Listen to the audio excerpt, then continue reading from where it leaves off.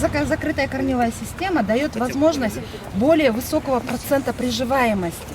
К чему мы приводим? Если дерево мы уже саженец посадим на место постоянной прописки, она даст возможность более быстрее вырасти на обычном грунте. То есть получается, корневая система не нарушена, корневая система просто находится в такой оболочке и создает такую возможность этому дереву быстро разрастись.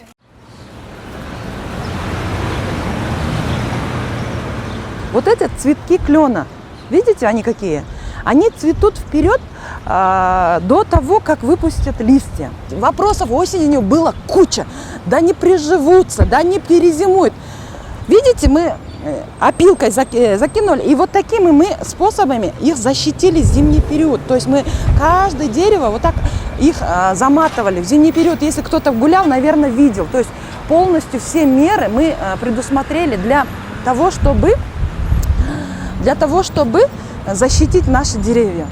Необходимо отметить масштабность этого проекта.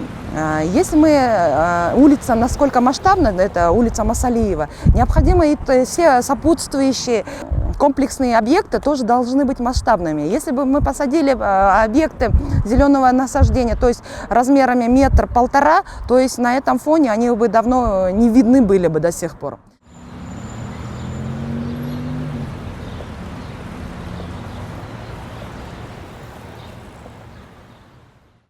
Вот это питомник Бишкек зеленхоза. Площадь примерно 28 гектаров полезной площади, на котором мы собираемся в будущем выращивать, то есть уже запланировано в эти 2 года, выращивать такие крупномерные посадочные материалы, чтобы не зависеть от закупа, от тендеров, для того, чтобы озеленить город.